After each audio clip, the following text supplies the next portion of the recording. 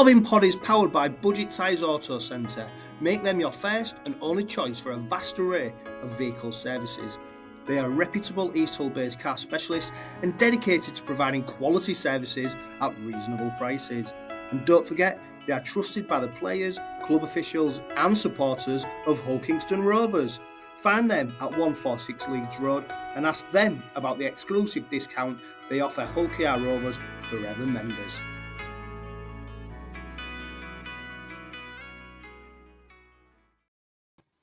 Good evening, good afternoon, or good morning. Welcome to the Robin Pod, wherever and whenever you are tuning in. The games are now coming thick and fast with our round 4 encounter with St Helens just around the corner. Joining me to preview that game and to look ahead, look back at the rampant Robins victory over Salford is Robin Pod regular Graham Turner. And I'm also delighted to be joined by Steve Till once again for Robins Revisited, and we answer all your questions in question time. Graham, you've not been on for a while. Welcome back to the Robin Pod. How are you? I'm all right, John. Thank you. Yeah, it was back end of last season, I think, was last time was on, so always good to be back. Yeah. What have you made of Super League so far? Because it's a bit of a funny season, isn't it? In terms we've seen the joy about Las Vegas, and we've seen St Helens, Wigan and Warrington playing there. There's been a lot of noise about that. But Super League, I don't know. What do you make of the opening season so far? I think the first 3 rounds have been fairly uneventful. Obviously there was the opener to the season with Wigan versus Leigh, and I still can't quite work out whether that was a great advertisement for the game or not. And I think if you are a rugby purist, then it was fantastic to see 2 teams cancelling each other with fantastic defence. If you're advertising it to a new audience, it's what the heck was that? 1-0. I thought we were watching rugby, not football. So I think that was a weird, strange start to the season. I don't think we've seen anything too spectacular yet from any teams to say, wow, they're really on it this year. Albeit Wigan have looked very good in the last couple of weeks. And certainly over the weekend in Vegas, they looked very strong and look like they're getting up to full speed pretty quickly.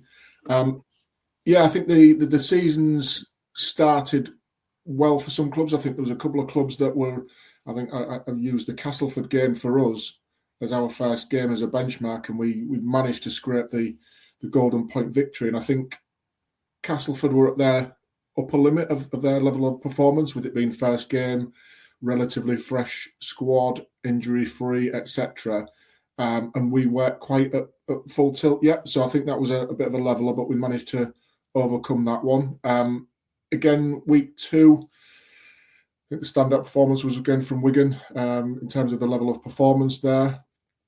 Last weekend with Vegas, and there was a big old deal about the event in Vegas, the whole razzmatazz of Vegas and what it would bring for rugby league, etc. And I went into watching that not really knowing or understanding what it could and would and should mean for the game, but I think I'm a bit better informed now about how important that type of event is for promoting rugby league on a global stage. And you think about some of the events that Vegas has held in Formula 1, NFL, Super Bowl, etc. There's lots goes on there, and I think to have rugby league for the first time ever played in the States on that venue, at that venue with the whole week of activity and buzz and build up, and it received quite a lot of promo on Sky Sports over here. So yeah, hopefully it can spread the word of rugby league across the world, bring new audiences to the game. And it was a real interesting dilemma, I thought, from what is a traditional northern game, across the M62 corridor, to see it all with the glitz and glamour of Vegas and all the razzmatazz and the neons and that for our game. I just thought it was a real weird concept to try and get a head around. But if that's where the game is looking to expand and go on a regular basis, that's something we're going to have to get used to. So, yeah, I think overall, the first 3 weeks, on a personal note for us, 3 out of 3, job done. We're underway. The season as a whole, I think for me, I think we're all growing into it and finding finding our levels at the minute. Yeah, and I think that, Graham, that's I mean, it's a bit uncharted territory for Robins, isn't it? Like, in terms of we're almost like, times gone past, we'd be going game to game, winning, getting the 3 points, 2 points, seeing where that takes us. Now we're almost sort of taking a step back and going, well, it's not about now. It's about where we end up at the end of the season, where we are, the mid part, where we are in terms of the Challenge Cup. Are we in the quarters, the semis, the finals? So we're almost sort of playing a different bit of game as supporters, because, of course, every game counts, and there's no denying that. But also, it's that longer view of the season. Additionally, we've been used to looking at that longer view in terms of, I hope we're not at the bottom. I hope we're not competing down there. And now we're actually going, no, do you know what? If we don't get the win here, we don't get the win there early on, don't worry, because this side will come good by the end of the season. And I think a lot of that's come from, there's a bit of a measured approach. And I think that's come from Willie Peters, how he approaches the game, how he talks, how he sets his stall out in terms of the plan for the team, where he expects us to be. He doesn't get too high, he doesn't get too low, and I think he's got a real measured approach. And I think I'm really impressed with Willie Peters. I've noticed he's gone out of he don't wear his traditional now coaching gear. He's got a white shirt on. I don't know if that's made a difference, but I am really I'm enthralled by Willie Peters a lot, in terms of how he's someone that we can just listen to and follow. And when you listen to him and he talks about the game and he talks about the games, you sort of, there's no reason to get too excited, and there's also no reason to be too down. Yeah, and I think I agree completely, John. I think that's a mindset shift that as fans we've had to adapt to over the last 2 or 3, 2 and a bit seasons with Willie at helm. And like you said before, we have been looking over our shoulder quite early, because we haven't had the run of games that we, from a results perspective, we've started poorly, and we've always been behind the 8 ball. And I think now, I read it earlier on, that we first time in Super League we've gone 3 from 3 in the opening 3 weeks, which again is uncharted territory for us, which is progress, whatever you want to call it. But I agree with you about listening to Willie Peters. I think he talks a lot of sense. He's very knowledgeable about the game, and I think it's sort of clear to see that there is a plan behind the scenes about breaking that season up into chunks and blocks, I think he calls it, of games, and maybe a 10-game block, and seeing where we are then, and setting almost like mini season targets within that 10 weeks of what we want to achieve, and then moving on to the next goal. Because to go from week 1 to week, obviously 27 weeks in the regular rounds, but with a successful cup run, that could be 31 weeks of activity.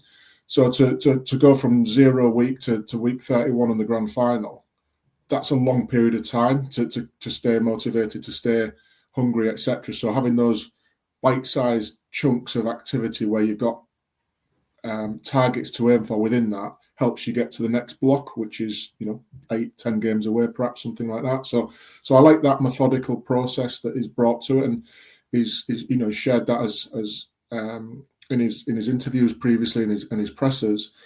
And I quite like the fact that we can sort of understand that as well, rather than wondering what the heck is going on. We've got a clear plan that, look, everything that Willie Peters has said pretty much in the past 2 and a bit season has been actioned to a really, really good standard. So I think we've got to now trust in Willie, that not that we didn't before, but I think we can believe it and then all buy into it as well. Yeah, and that's the currency he's operating in, isn't it? In terms of pretty much, like you said, what he says he wants to do, or the actions he's taken, have actually manifested itself into a positive reaction.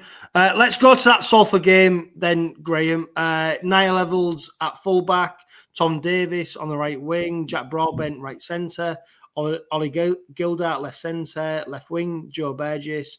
And then we saw Daniel Richardson starting at number 6. Peter Hickey, he started again at 7. Then the starting props were Sue and 𝗬𝗂𝗏 with McIlroy at number 9.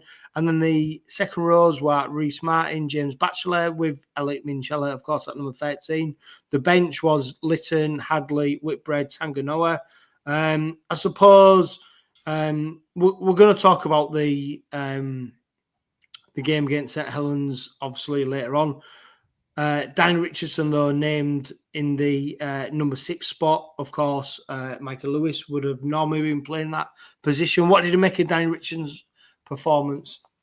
Yeah, I thought it was very good. I thought beforehand, without our first choice halfbacks, we may have struggled against Salford. Now, not knowing what Salford were going to dish up on the evening, you always, walk into the game, you're chatting with your buddies around what might happen, what the game might look like, and when you see the team pop up and recognise that you've got, not your first choice halfbacks, and you do worry about that creativity. But I thought Richardson was excellent on the night. Obviously, came up trumps with goal kicking as well. I think he was 6 from 7. Had a hand in some significant moments of good attacking play for us.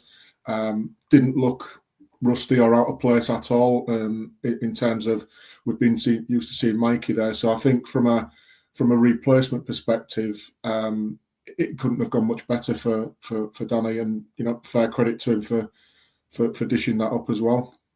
Yeah, I mean, it's really interesting, isn't it? Because that performance from Danny Richardson has then thrown up the conundrum of who starts for the next game in terms of, is Tyrone May fit? If he is, that's the position. Michael Lewis has got the potential to be fit, and there's every chance that Lewis and May will play against St Helens.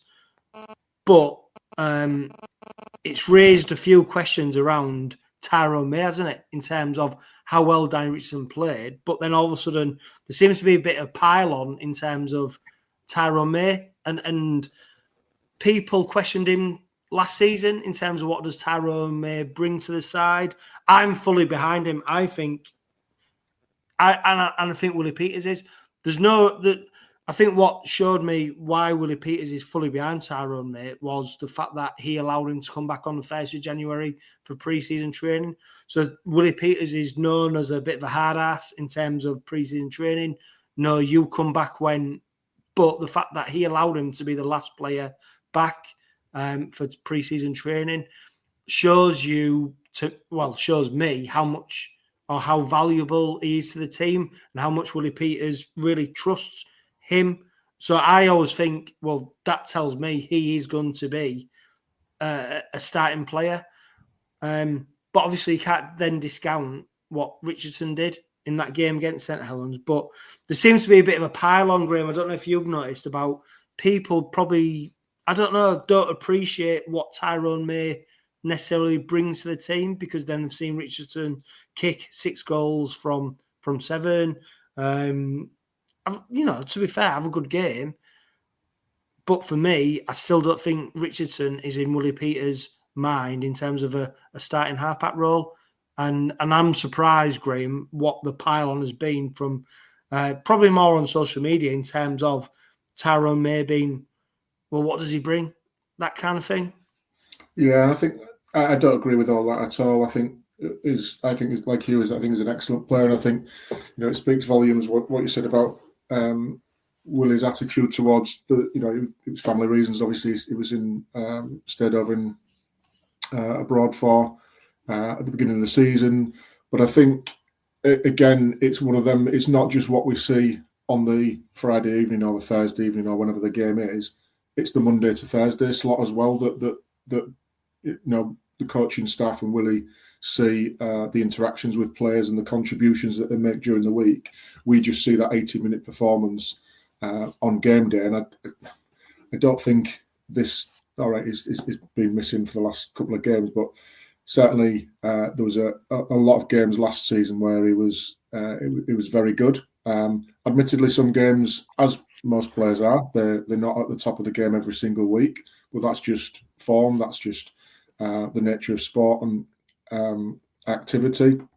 So it's one of them where I think if push comes to shove and it was a choice of the 3 players and he had to choose 2 of them, I think he'd always go with May and Lewis if there both fit for that combination.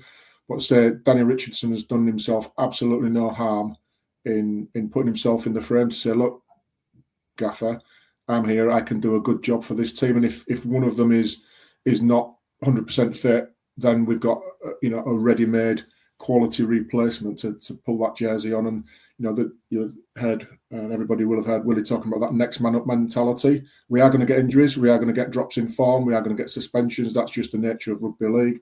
We all accept that. So for that next man up mentality for Richardson to come in and deliver that, he said to Willie Peters, you've got a decision to make. If them two are fit and I'm putting in this performance, you've now got a problem in terms of fitting 3 players into 2 jerseys. How are you going to do it? I'm giving you my best shot here. And I think, like I say, that can only help from a competition perspective of providing the 3 of them to be on their game. There's no guarantees that if Lewis comes back or if May comes back, they're going to get that jersey. They have to earn it again. And we've had Peters talking about that all through his tenure with us. So if he keeps that mentality up, then Danny Richardson can do no more. I thought it was very good. On the point, John, around like say social media issues, etc. If that is an issue, we've seen it before where Willie Peters has not been afraid to make a hard decision and a tough decision in terms of letting players go that he's signed. His choices of recruitment haven't worked out, so he's not been afraid to say, look, it's not working out for you here. You need to move on. And if that ever was the case with any other players, I think he'd be able to make that call again, because that's just that, as you said, that ruthless streak that he's got within his locker, which to achieve the best, that's the sort of thing you've got to be able to do. Yeah, and I think what the point I was trying to make, Grim, is that he wants these players who are not necessarily, and we've seen it, the players who have been let go in the past. It's because basically they've gone to Willie to say, hang on, I want a first team spot. I want to be playing with the first team. Willie Peters has said to him, well, you've got to keep, stay within this fold, keep training, and we'll see where you get you. And the players have gone, well, I want to see what is the another option. And actually, if you look at the players who've departed under Willie Peters' reign, he's probably been right every time, hasn't he? In terms of the ones that have gone, no one's really excelled away from the Robins. So I think Willie Peters is fair. And I think also on the same point though, with players like Tyrone, mate, he will say, actually, Danny Richardson is pushing you. He's pushing you. What can you do now? So it's not a gimme being in that position. So it'd be really interesting to see. I do firmly believe Tyrone May, Michael Lewis, they're the first choice halfbacks. Danny Richardson has proved during that game against Salford what he can do, what he brings to the table. But, and this is nothing to do with Danny Richardson, but Graham, that Salford side, that was a poor showing from them. Yeah, I thought everything about Salford on Thursday night was poor. Thought their attitude was poor. Obviously, the performance was poor. Their attitude was poor. The discipline was poor. Their game tactics, I thought they were there to deliberately slow the game down and try and get under our skin, which worked against them because the penalty count was heavily against them. Thought the travelling support was poor. Everything about them on Thursday night was poor. Now, whether that was anything to do with they knew in advance of what was happening behind the scenes at the club, I don't know, and whether it was almost like a protest performance. Again, we don't know. We don't know that. I'm just surmising it's the only logical reason, because on the face of it, after that blowout they had against Saints, that was their protest week. They should have been back on it and delivering for their fans their best performances for the last couple of weeks. But obviously, they came up short against Leeds the week before, and then against us, it was completely abject of any quality whatsoever. Yeah, and when you look at the Robins side as well, don't forget during the game, 3 players went off injured. We had our first choice halfback pairing missing. Dean Hadley missed the training previously because of the virus. Leyland wasn't able to train either because of the virus, so he wasn't even an option. And yet, despite all of that, Salford, I mean, I don't even think Rovers really got out of second gear. I think what I'm saying is, Graham, despite the scoreline, I don't even think Rovers really. I don't think Rovers were great on against Salford. Yet they still managed to score what they did, and coasted to a victory really, which shows you how poor Salford was. But I think there was credit to Robins as well for how they responded to the in-game changes, the injuries, how they responded to that. And I think that's what should be focused upon, is how the Robins did, ultimately canter to a victory. The scoreline probably doesn't reflect how easy that game was, but there was a lot of adversity in that game for the Robins. Yeah, and I think we've talked about it last season, John, about how we've acted and reacted to adversity, whether it's off the field stuff, prior to a game or actually in game. We've reacted very well and we've dealt with that. And for me, there was a classic example there of the adversity that Salford have faced over the last couple of weeks. They still haven't got over it. They've still got the bottom lip out of it, over it. Whereas we had, like you say, after 90 seconds, we had Evels going off and we had to rejig the fullback position. Reece Martin went off, 20 minutes later, whatever it was, with what's proven to be a quite a serious injury. Reading the reports today and the length of layoff. So again, we had to readjust with that. Like say, illnesses during the week. There was lots to deal with in that game, but we just got on with it. Didn't sulk about it. Just continued with the same mindset of defence, which again, we talked where we were about. As we got to about 50, 60 minutes, then we knew the game was won. The big challenge then was to keep that same mindset, to keep that scoreboard at 0 against us. And that, that obviously happened, and we managed to get a try or two later on to really, really kill that game off. But yeah, I think that being able to deal with adversity in game and not let performance standards drop is a real positive for us to build on, because look, we're going to come up against much tougher tests than that, possibly on Friday night, and will be one of those. But I don't think any game in Super League is ever easy, but that was probably one of the easiest results we'll ever be able to take 2 points from. Yeah, I mean, you look through the stats, it's not often that two props are the leading meter makers, is it? 𝗪𝗪𝗪 140 metres, and then the next top meter maker was Jared Hargreaves, which is normally you got a back, you got a centre or a winger who's making 160, 180 metres. But I suppose that's the tail of the game, isn't it? Where we didn't really need them plays out of back play to make them metres, because we was gaining metres so easily in terms of just normal play, and the fact that, like I said, 𝗪𝗪𝗪, and to be fair, he got an average gain of 9 metres from his carries. He led us superbly. And don't forget as well, we saw Sam Luckley, the fact that he returned to the side, 18th man. Willie Peters admitted that he'd give him a call during the day to say, hey, you might be called upon. Obviously, he was named 18th man. It was great to see him back in action as well. Yeah, it was. And I think working backwards through that, it was good to see Luckley back after his hand injury. Good to see him get some good minutes under his belt as well. Obviously, in adverse conditions for the reason he got that opportunity. But yeah, good to see him get. And I think he, again, looked hungry in his performance.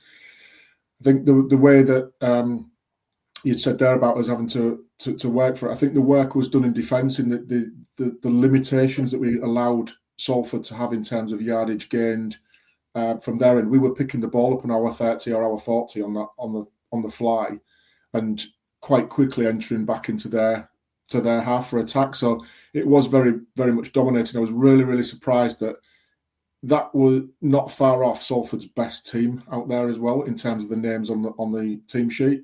There wasn't much more to come back in that would add more quality to that. So if that's the level of performance they're going to dish up week in, week out, they're in big trouble. But with the likes of Sneed in there, who's always he's kicked us to death on many of occasions in his time. people like Callum Watkins, etc., just couldn't make any impact whatsoever. You know, they've got some very good players in McDonald, etc., you know, who were on their day very, very good. Lafay, you know, they were absolutely non-existent on Thursday night. And like I say, I'm not quite sure of the reason why, but let's give ourselves some credit for the way we forgot about their performance and concentrated on our own. And, you know, Willie Peters has talked about that a lot. We can control our own performance. We can't control what the opposition do. So for us to just stick to our plan, stick to our principles and play our game defensively and then allow some good creative moments in attack, again, shows, I think, that testament to us in that and some of that adversity that came our way.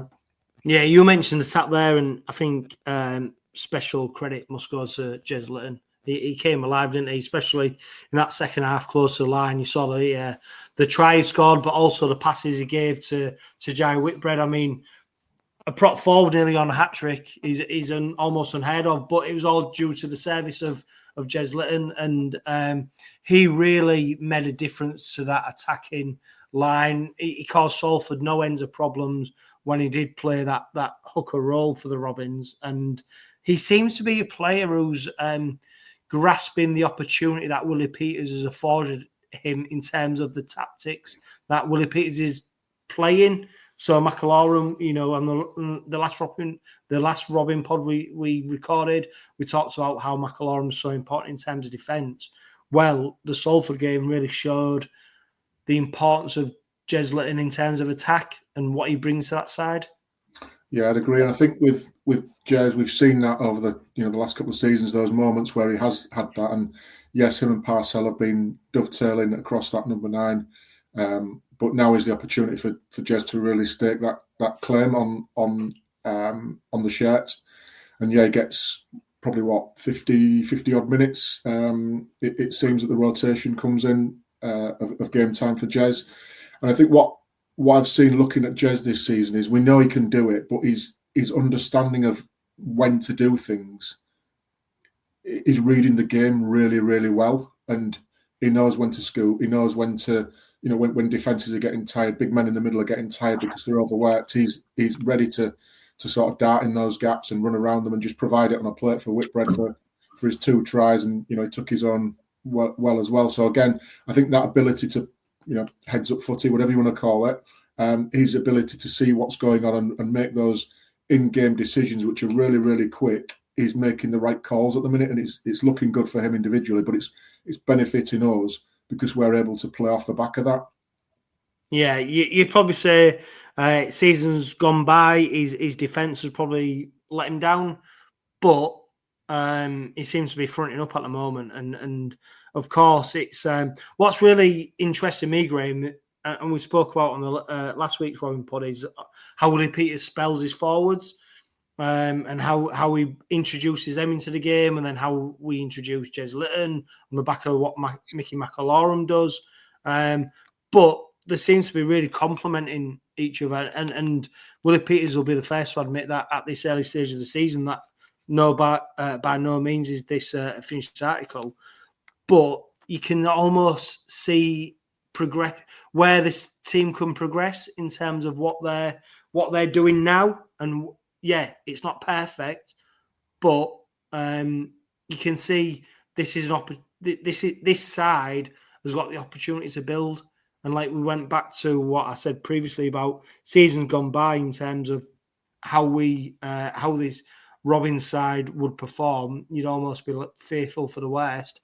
Whereas now we're a lot more patient, and I think that's manifesting itself obviously in terms of the performances. You can see this side is building.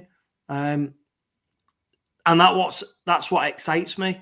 And then obviously we get the news that Rhys Martin's injured for what, 3-4 months, thigh injury, you know, and you think just when we was getting to a goal kicker who we could depend on, who gives us an 85% kicking ratio, and then we're back to now, is it Michael Lewis kicking? Is it going to be Ches-Lytton? Who's going to be the kicker? And I suppose that's the thing that frustrates you, isn't it, in terms of the Robins? Because sometimes just when you think you're going to get utopia and you're going to get something's there always to bite you on the backside. Yeah, it is, and I think with what you said there about Jez, I think that I've never been one to sort of question his defensive duties, because I think he always punches above his weight when it comes to he's physically a smaller man than a lot of the middles he comes up against, but he doesn't shirk any of that defensive duty. And sometimes science wins out, that the bigger man bounces the little man off. That's just science. But more often than not, he's there or thereabouts making those hard efforts to plug that middle gap as well. I think it's evident as well that we're working with a game plan. Injuries aside and adversity aside, subs aren't just thrown on because it's 60 minutes for the sake of it. There's a plan. They go on with a purpose, and the combinations of players or the tasks that they're given to do will just complement some of that work that Lytton will do, or vice versa, that Lytton will be instructed to do certain things because players are coming on fresh and ready to go at those tired middles opposite them. So I think it's good to see that we've got that and are able to execute those plans. As I said earlier on, I think the test will come when we get stronger opposition against us, and certainly when we get into the meat of the season and near the back end, when it really matters for league ladder positions, etc., or home venues in the playoffs. If we get that far, that's when we need to be able to have that fit squad, which we benefited from really, really well last season. And look, we know injuries could occur any time in any game. We've just been lucky last season. Let's hope this season for us isn't going to be a complete role reversal where we just beset with injuries. But at the minute, we've just got to roll with it and take that next man up mentality. The squad is the squad. We've got some good depth to it, and you read that sort of interchange bench, and then there's people like Luckley, who was just 18th man. You've got Jack Brown waiting on the sideline, and there'll be others chomping at the bit as well to get in if that opportunity arises. So I think squad-wise, we've got to accept that we're going to get those injuries every now and again. We just need to hope that they're kept to a minimum, and credit to as we said last season, around credit to the backroom staff and the medical team for keeping them all on the field so long last season. It proved really beneficial in having that consistent squad, being able to pick from each week. And look, if we have to deal with that Reece for 4 months, so be it. We've got to get on with that. We've got to find a solution to the goal kicker. The one that I came up with was, well, let's just score all our tries under the sticks then and make it nice and easy for the kicker, but probably won't work out like that. Oh, fucking hell, great. Well, there you go. I wonder, I tell you what, every Super League coach is probably prescribing that to his team now, aren't they? Just scoring the post and then... Yeah, it's easy, this coaching, like, Jono. I suppose, difficult. Yeah, I suppose. I suppose, though, that we've been here before, haven't we? In terms of, Yeah, we've got to deal last with season, Jordan Abdul was supposed to be our main kicker, and then that all went tits up and blah blah. They'll find a solution, no doubt. We've got to deal with it. We've got to deal with it. What interested me as well during that game against Salford was the way that we were so ruthless in that opening 30 minutes. We scored 3 tries, which pretty much put the game to bed. The way we went about looking for tries in terms of trying to score them. One player that's really exciting me though, Graham, is Tom Davies. I think he's really took on that. I don't like talking about him in the same conversation as Ryan Hall, and I get frustrated when you listen to the media interviews that Willie Peters has to face. That every time you mention Tom Davies, it's always a comparison to Ryan Hall. And I think they're two completely different players. But Tom Davies is someone who's really exciting me and really impressing me. And I'm do you know what? I'm going to stake a claim here that he will be in the top 3 try scorers this season in Super League, because I really believe that the service he's getting and the work he does on his own, he will be in the top 3 try scorers. Yeah, I think if he could benefit from playing outside Petter Hiku every week like Ryan Hall did last season, I think he will prosper. But like you, I think we all thought that Ryan Hall departure was going to be a big loss to us, and yes, it was. But I think we've seen already the benefits that Tom Davies can bring to the squad. He's got that similar attitude when it comes to carrying that ball out backfield. He's not afraid to do it. I thought he was excellent versus Wakefield in week 2. Thought he played really, really well there and really stood up in terms of getting us out of some tricky situations in backfield. He knows where the line is without a doubt, and I think give him half an opportunity, he'll do well. I think one advantage that he's got over Ryan Hall is, well, a couple actually, is might not be physically as big, but he's very strong. But he's got speed on his side and youth on his side compared to Ryan Hall, and I think he's got that ability as well to go for that spectacular try. We've seen the wingers nowadays have been, having to launch themselves and contort their bodies into all sorts of different shapes and angles to get that ball over the line. I think he's got that in his locker if needed, whereas I didn't think Hawley did. I thought he'd rely more on his physical strength to do that. So again, there's a couple of advantages that Davies has got, I think, over Hall.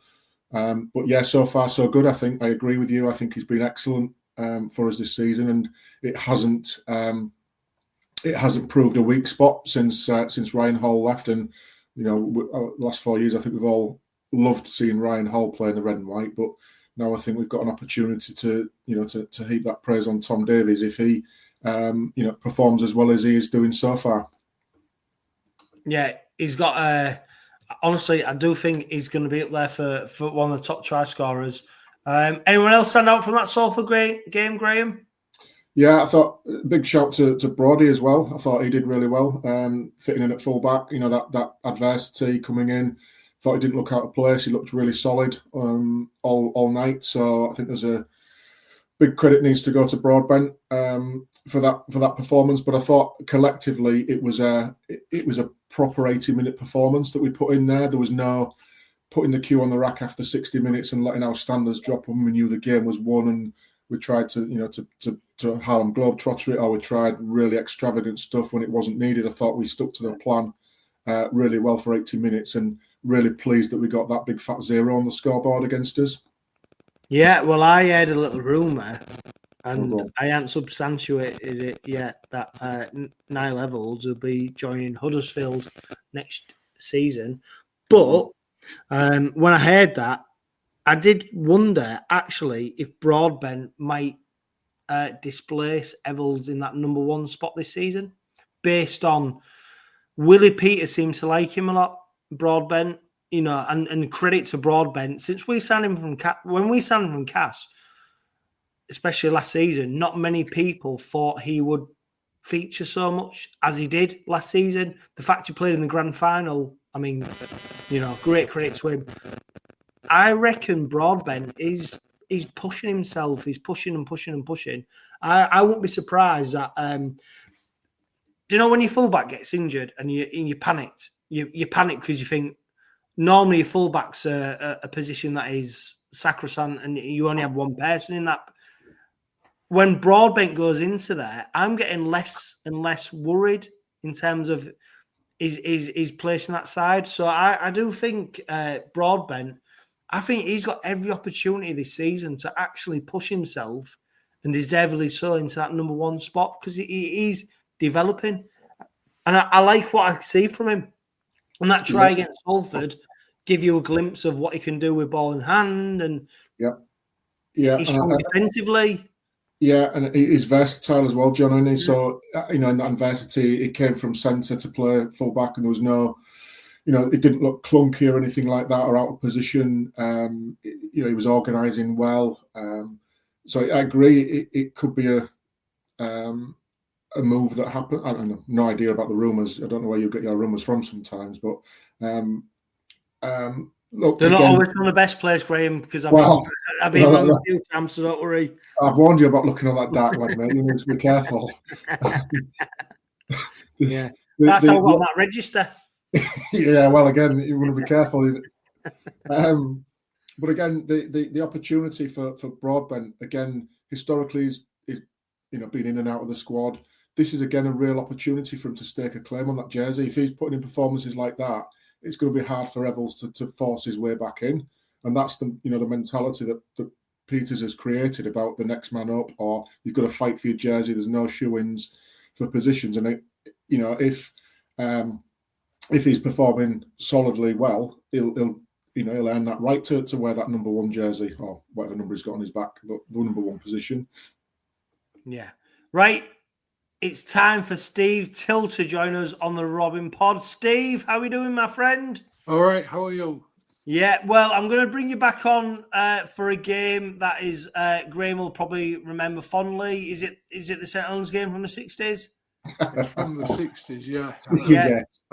I think it was a speck of dust in the looking. To quote David, before we introduce, that's Spudsack. Yeah. Well, yeah. Steve, before we introduce you properly, here's your proper intro.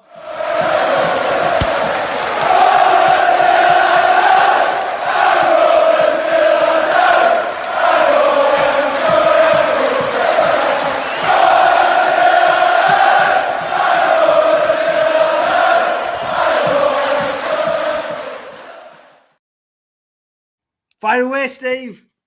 Yeah, Rovers St Helens. We just saw the clips there from when Rovers won the Floodlit Trophy, but I'm going to go way, way, way before then. I'm going to go to the 2nd of April 1966, where Rovers had been drawn to St Helens in the Cup quarter-final, and it snowed that weekend, and the Warrington-Leeds game was due to be the televised game, and that was called off. So the BBC decided to send the grandstand cameras to St Helens, and I think the St Helens board of directors weren't very happy about that. Anyway, as I say, it snowed, and if they called the match at Warrington off, and you know how far Warrington is from St Helens, it was odds on they were going to call the St Helens match off, but they didn't call it off until hundreds and hundreds of Rovers fans had gone across to Knowsley Road, and this is pre-M62 days, and the Rovers fans had got to Knowsley Road to find that the match had been called off and they're going to play it on Monday night. So Monday night came, Rovers had been training at Cleveland's near Blackpool, so they stayed over, and they decided to play the game on the Monday night, and the Rovers players got there, and the game took place. But what a controversial game this was. It was a brilliant game, to be honest, in the first half. Rovers had a huge pack. St Helens were the league leaders. They had a big pack too, but it was the Rovers 6 that were outdoing St Helens. This was there were no tackle limits. There was no 6 tackles or 4 tackles.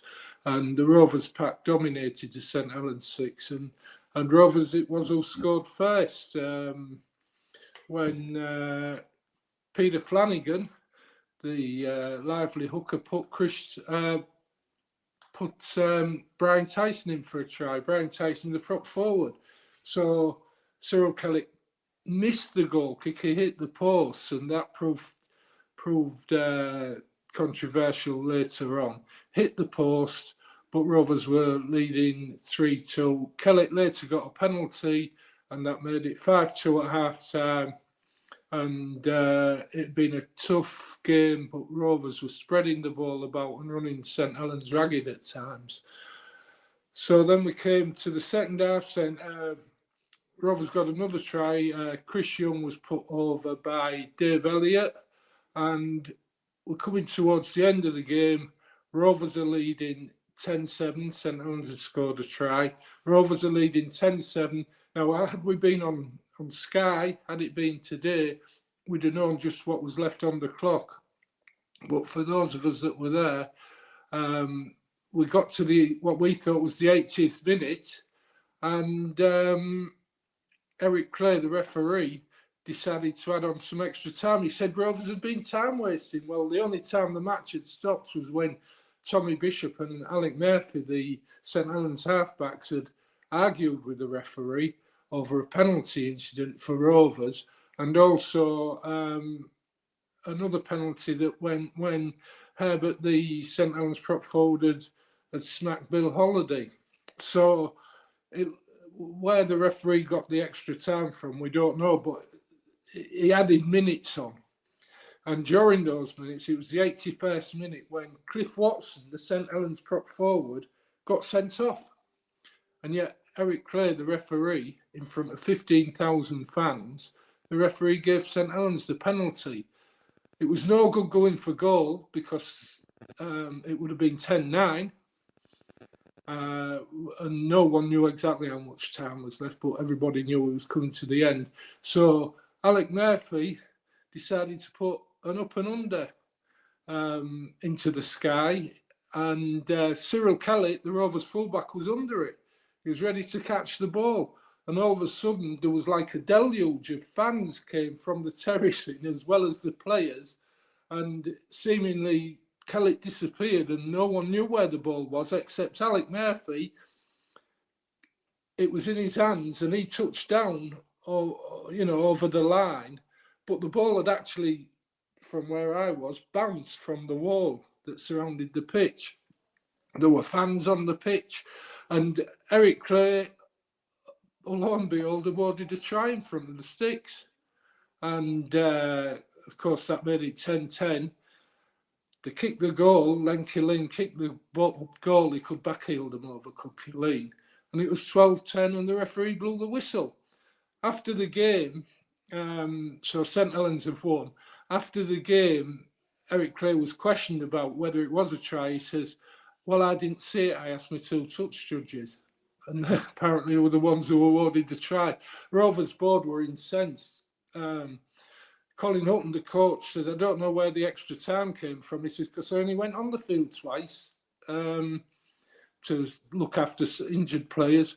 He said, "No one knows why there was the extra time." Rovers board were incensed and wrote a letter to the Rugby League asking that Clay never refereed Rovers again. Of course, he did do, but it left a very, very, very bad taste. And Alec Murphy, I can remember speaking to Alec Murphy a few years ago, and I brought back that match, and he just winked at it. I said, "Was it a try, Alec?" He said, "Just look in the papers, that'll tell you." But Ray French, in his autobiography, Ray French, the BBC commentator who played for St Helens, he was a prop forward, he was on the pitch, and he said it definitely wasn't a try in his autobiography. He said, "We're the luckiest team going." And St Helens were drawn to play Dewsbury in the semi-final, beat Dewsbury, and they played Wigan in the final and won the cup 21-2. They were also winners of the league, and they drew to play Rovers in the top 16 playoffs a few weeks later, and a massive crowd went across from Hull to St Helens. It was the day that Everton played Sheffield Wednesday in the FA Cup final, so they made the kick-off 6 o'clock. But Rovers fans didn't watch the FA Cup final. They went across to St Helens, and unfortunately Rovers were beaten 14-6, but I always remember I was there. The last 5 minutes, Frank Foster put an up and under up, and it was every man for himself under that ball, and a huge melee of players had broke out, and I think that was Rovers exacting revenge for not being able to get to Wembley that year, because having beaten Workington before they played St Helens, to beat Workington at Workington, that St Helens match proved crucial and controversial to say the least. So, Steve, I tell you what, there's lots of stuff to dissect in that. First thing is, so those fans on the pitch interfering with the kickoff, not the kickoff, the catch of the ball, and the referee allowed it all to go on. Yeah. Wow. There were 15,000 in the crowd. You think about that, a Monday night. There was 15,000 in the crowd, and if you remember the old Knowsley Road, it was at the end where the social club was, and there was a wall around the pitch, and the ball actually in my eyes, hit the wall and bounced back. Murphy took it in his hands and touched down and claimed a try. And Clay gave the try. They called Clay the Sergeant Major. And he gave the try. And when questioned afterwards, he said, I didn't see it, but I relied on my touch judges. But everyone was querying where the extra 4 minutes came from for a start, you know. Colin Hutton was really incensed. He said, he'd set his watcher, you know, for 40 minutes at half time. He had a stopwatch. And he said he allowed 4 minutes extra time. And of course, had they gone they couldn't kick a penalty for 2 points because they'd still been beaten 10-9. But the up and under went up and it was all hell let loose. Yeah, and Steve, I tell you what, the video ref would have sorted that out now, wouldn't he? You know. Yeah, Steve, great memories. There'll be a number of Robins fans who are watching and listening to this will be making the trip down the M62 on Friday night to watch the Rovers in luxury coaches, in cars, trains, you know, planes, trains and automobiles. Tell me about your experience of watching the Robins back then as a young kid going over to St Helens. We travelled everywhere by train, obviously. I mean, I was 13. First class. Oh, yeah. The third class. No. I think they got rid of third class just before then. But no, we travelled everywhere by train. We went to... In fact... this is a story that happened that week. That was the week before Easter, and Rovers played 3 matches over Easter. Good Friday, they beat the old enemy 31-5, and then they beat Leeds as usual. Yeah, then they beat Leeds 3-0, and I think it was Hunslet that played on the Easter Monday. But a couple of weeks later, as I said, they had the top 16 playoffs, and Rovers were drawn at Castleford. And Hull were drawn at Wakefield. And there was a train special that went from Hull, dropped the Rovers fans off at Castleford, and took the Hull fans to Wakefield. So that both teams' fans shared a train. Could you imagine that? Well, it would happen. But yeah, we went everywhere by train. I did anyway. Halifax, Wakefield, Castleford, Leeds. Yeah. And it wasn't that expensive, you know. But yeah, that's how you went to these matches. Because the M62, it kind of ended at one point at Pontefract. So they hadn't built the Pontefract to Hull section or to North Cave section. So you had to, you went on a supporters bus. East Yorkshire also sent busloads of supporters as well. But I tended to go by train.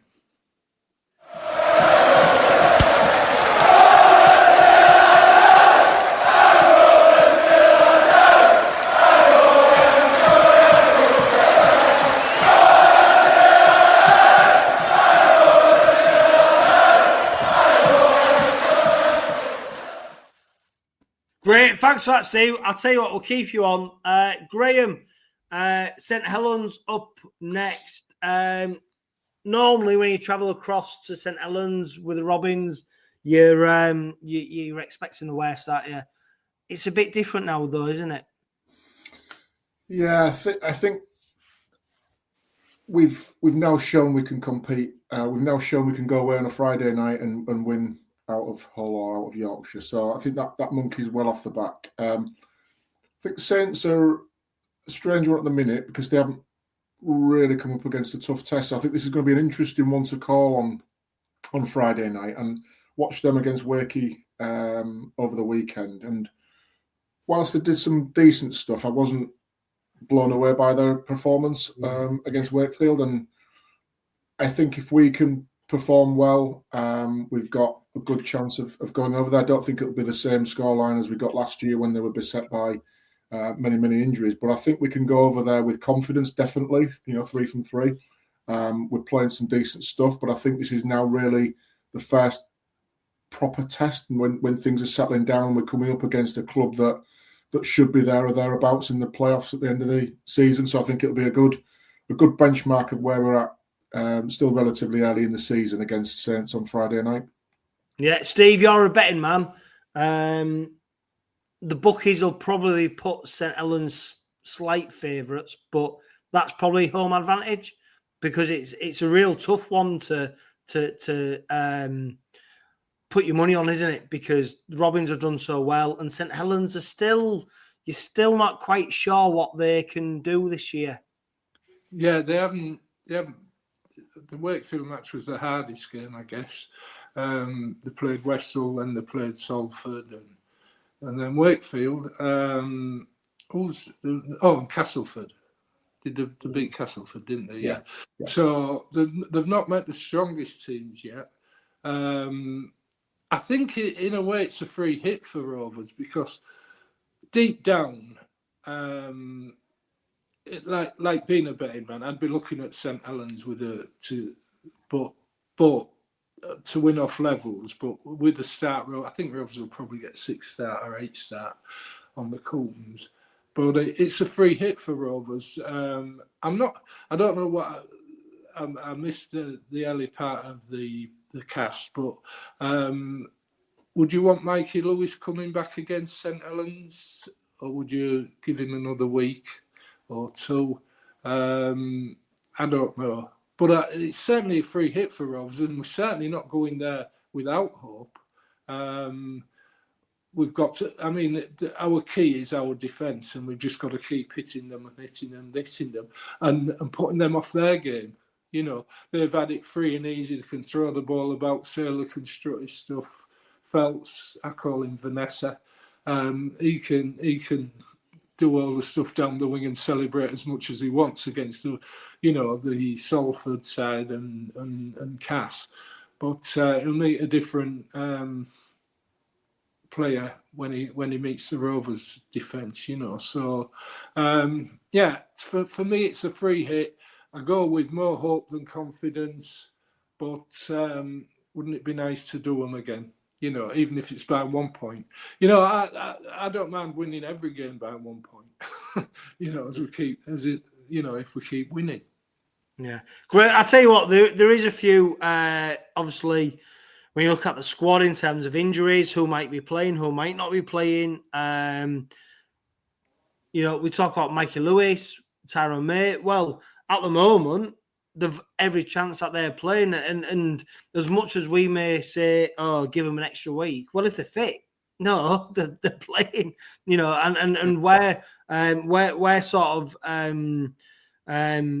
city doctors, aren't we, in terms of casting our aspersions on the fitness of players? But if they're fit, they're fit. It'd be great to see. I do think it'd be great to see Mikey Lewis and Tyrone May. They can line up. There is a big question mark, though, then who goes into the second row, Graham, in terms of Rhys Martin not being able to play? Because the way that Willie Peters has spelled Tanganoa, the way he's played Dean Hadley, it's not necessarily there's not a like for like replacement in terms of that position. No, I think, I'd maybe sort of suggest that we go with confidence rather than hope, first of all, to St Helens, given 3 from 3, playing pretty good. With both teams have played the same teams in the opening 3 games, obviously in different combination, but I've still not seen anything from Saints. I'm discounting the Salford game. I've still not seen anything where they are in good form as we are. And again, against Wakey, when I watched them, I wasn't particularly excited by watching them and thinking that they've got threats from all over the field. So I think we can go in confidence rather than hope. But I think with the back row, we've got options there now. We've got Batchelor, we've got Hadley, we've got Rhys Martin, we've got Tanganoa. So we've got 4 bodies there, 4 good bodies on any given week. If 2 of them were chosen, as a fan, you'd be happy with that. So whoever it is, whether it's Hadley for the work rate and the defence, and then that's spelled with Tanganoa a bit later on for the power and explosiveness that he can bring to it. Whoever it is, we saw Tanganoa play some good minutes on Thursday evening as well. So yeah, I'm not particularly fussed either way. You know, the medical issues, the staff, the coaches will, and the players will make those calls between them, so that I think we can trust whatever side that Peters puts out there. It's done in the best interest of trying to get the 2 points on Friday night. I'd like to see Sam Luckley being the 17. I thought Sam Luckley had a good game on Thursday night. Who's expense, Steve? I tell you what, Steve, you're right. I tell you what, Steve, it was great to see Sam Luckley back. I remember when we first signed him, many people thought he'd be a filler player, you know, someone who probably won't feature that much. And actually, he's embraced his opportunity to be at Hull Kingston Rovers. And every time he takes to the field, I think, Steve, he brings something. And don't forget, on Friday against Salford, he was the 18th man. And Willie Peters, you know, he admitted he gave him a message to say that, yeah, you might get some action tonight. It's a different mindset for a player to be, could I, you know, it's hard, isn't it, to be, well, I might be, I might not. But I tell you what, I like Sam Luckley. I think he's a great player. He's got great energy. And what I like about him is how he's embraced his opportunity, how he's really then took it on. And for a player who we thought would be a backup player, he's actually one player that I think get him in that side if he can. Yeah. It's Graham. I think you were about to say, who would you put him in? Yeah, I was just going to ask you there, Steve, who's expense? So would it be a straight case of moving Hadley back into the back row to accommodate Luckley, in your opinion? Yeah. But again, as a front four with Hargreaves, Whitbread, Sue, and Luckley, that's a strong four to keep rotating. Yeah. And Hadley will play anyway, won't he? Yeah, he'll grab. He'll play scrum half if he had to, you know. Yeah. Well, all I'm going to throw in is a grenade into that conversation in terms of how well Jack Brown did in pre-season. Yeah. And how he looks lean and fit and ready to go. And he will be desperate to get his opportunity because he's probably been fortunate, let's be honest, been fortunate to be brought into our fold. And since he has, he's really knuckled down. The fact he was made captain for the York pre-season game in Amsterdam, then he was named 18th man. Then he, you know, look at the opportunities that have been presented to him. He's to come on. So we haven't even talked about 𝗲𝗲𝗄𝗏, you know, one of the championship's best players. So competition places in them forwards is red hot. Yeah, it just shows champion at the bit. Yeah, with Jack Brown, he must be knocking on that door because he's 18th man, I think twice now, maybe this season, something like that. In Super League, like you say, captain when they went over to the pre-season game in Amsterdam. So again, he's obviously in the thinking. He's trimmed down, bulked up over the course of the off season as well. So yeah, like you said, he should be a young kid who's chomping at the bit to get his opportunity, and he should be pushing from underneath to make sure that the other four in front of him, if that's the case, know that he's there and he's ready to go if there is that opportunity arises for him. Right, question time. We're coming to the end of the Robin Pod. We'll keep you both on. Steve, do you think even with the injuries that could rule players out, we've now gone past the Saints away? It's a free hit, and we should be thinking we're good enough to win, Steve. I'm going to put that at you because you said it was a free hit. In my eyes, because I've been a Rovers fan for too long. But I do believe in this team. Yeah.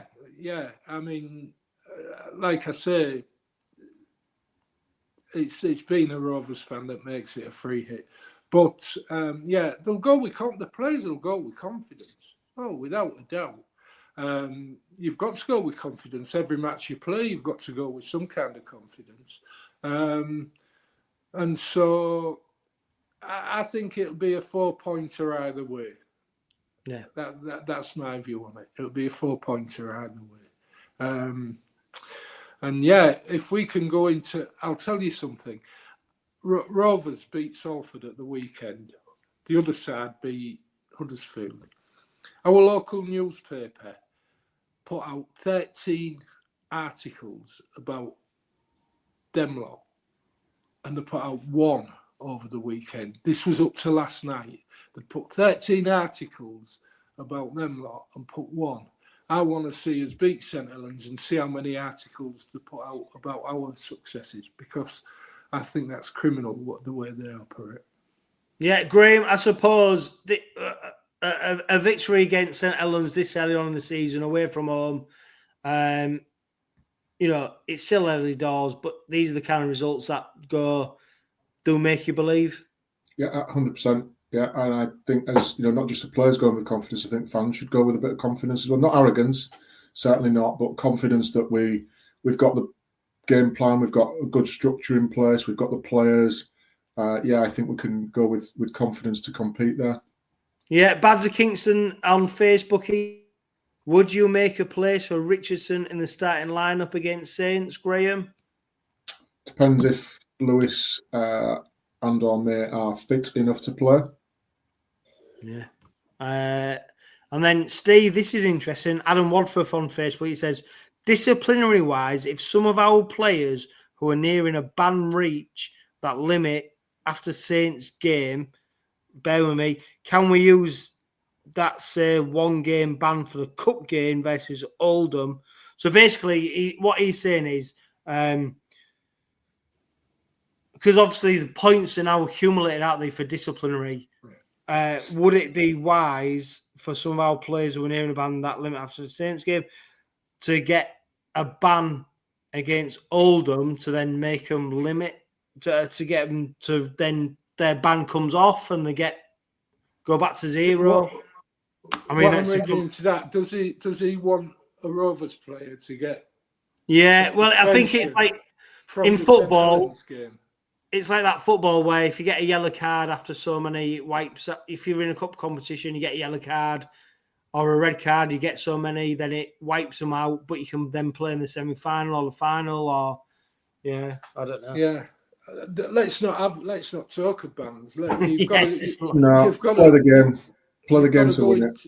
Yeah, you've got to go into a game full. You've got to be wholehearted in a game, whether a ban comes. And if a ban comes, then, so be it. We've got players like Jack Brown. We've got players like, Luckily. We've got Doro. We've got players champing at the bit in the backs. So we've just got to go play the cards as they are. And, don't worry about bans. Just play the game. What I did notice what I've noticed in every match this season, our discipline has been pretty good.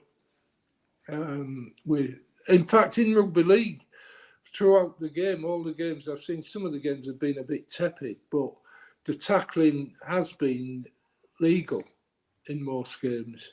And so let's just carry on as we are. Yeah, Graham, I've got a couple of questions for you.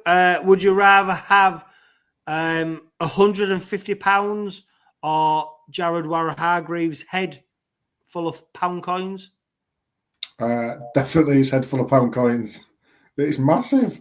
Yeah, true. Yeah, Daniel Day-Lewis or Mikey Lewis? For what? That's the question. Oh.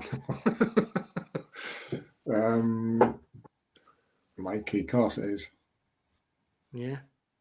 Whatever it's for. Well, what context is that question? There is no context, Steve. That's how random these questions are. That is it. There you go. Who sent that one in? No, that's just mine. No one's even sent it in. You're making it up as you go along with it. Yeah, there you go.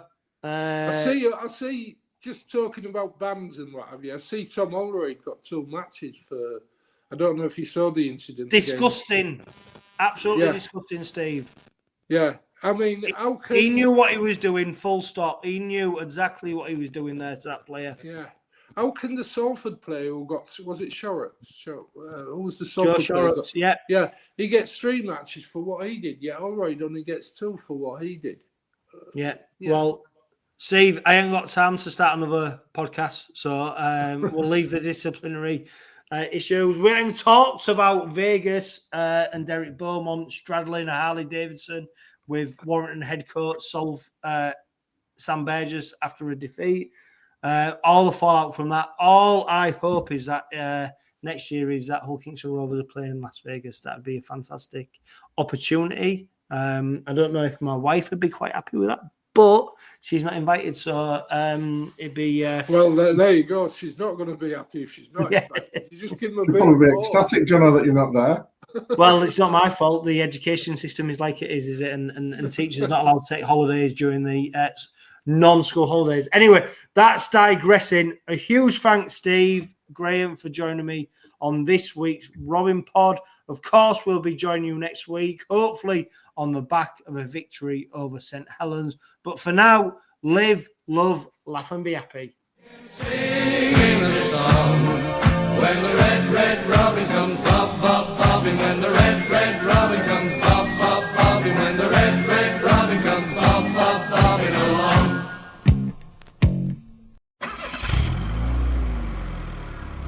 The Robin Pod is powered by Budget Tyres Autocentre. Make them your first and only choice for a vast array of vehicle services. They are reputable East Hull-based car specialists and dedicated to providing quality services at reasonable prices. And don't forget, they are trusted by the players, club officials and supporters of Hull Kingston Rovers.